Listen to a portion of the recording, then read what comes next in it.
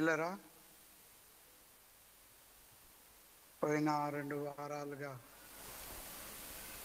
సంఘంతో చెప్తూనే ఉన్నా. మార్క్స్ వార్తలో నుండి అభ్యంతరపరచడానికి కాపరి కొట్టబడతారు.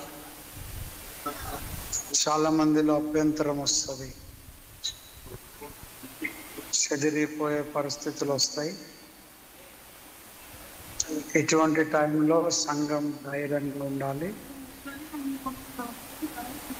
మీ అందరి ప్రార్థన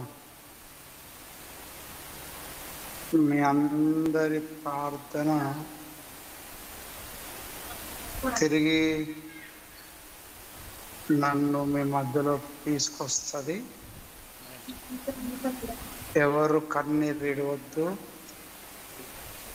ఎవరు అభ్యంతరపడొద్దు. దేవుని యొక్క వాక్యం చూస్తే మార్క్స్ వార్త 12:27లో అప్పుడు యేసు వారిని చూచి మీరందరూ అభ్యంతరపడదు, గొర్రెల కాపరి కొట్టబడును, గొర్రెలు చెదిరిపోవును అంటారు. అంటే అభ్యంతరము అనేది చాలా ఆధ్యాత్మిక జీవితానికి ఒక నష్టం కలగజేస్తుంది. చాలా నొప్పి. నీ అభ్యంతరపు మబ్బులు నీ మీదకి తీసుకొచ్చి దేవుడు అంటే ఎందుకు ఇట్లా అవుతుంది, అట్లెందుకు అవుతుంది, అదెందుకు అవుతుంది అని నీ విశ్వాసాన్ని బలహీనపరచవచ్చు. కాబట్టి ఇక్కడ ఒక మాట రాసింది ఏంటంటే, లూకాసు వార్త 22వ అధ్యాయం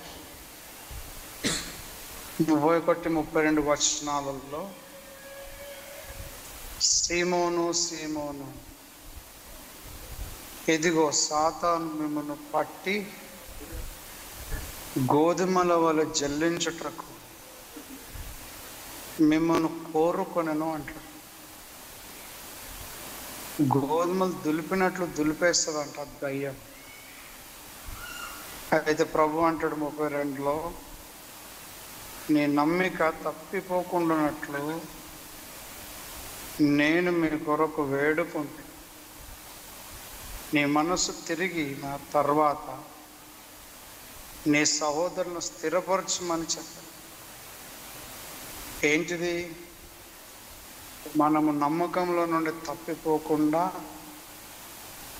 మిమ్మల్ని తిరిగి స్థిరపరచడానికే దేవుడు ఒక భయంకరమైన విపత్తులో నుండి కాపాడాడు.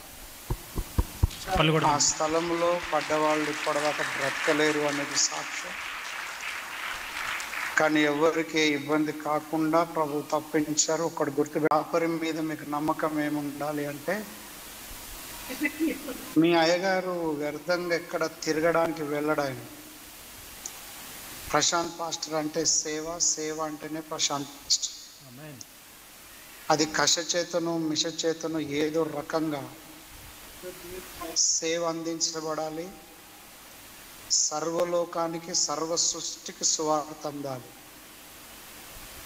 మరి ఆ ప్రాంతంలో ఒక వ్యక్తి ఆన్లైన్ లైవ్ ద్వారా మనకు పరిచయం అయి మీటింగ్ కోరుకున్నాడు. మరి మీటింగ్ అవుతుంది, పిల్లలతో పోయినట్టు ఉంటుంది అని వెళ్ళాను. అంతేగాని మీరు ఇచ్చే ఏ ఒక్క రూపాయి నేను ఇప్పటిదాకా వ్యర్థం చెయ్యను. దైవ జనాంగమ్మ, మీరు నా మీద నమ్మకం ఉంచాలి. పరిచర్యకే పోతా, లేకపోతే పండుకుంటా. నా తుది శ్వాస వరకు దేవుని పని చేయాలి.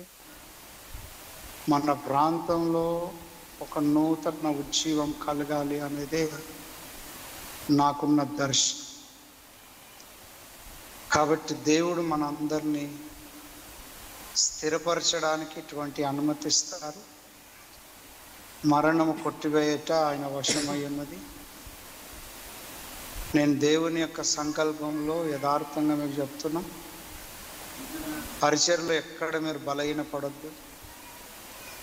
ఎరిగింది నడుమే కానీ పోయింది ప్రాణం కాదు కదా. చివరి శ్వాస వరకు ఆయన మాట కోసం లోబడదాం. అందరు అనుదిన ప్రార్థనలు జ్ఞాపకం పెట్టుకోనండి.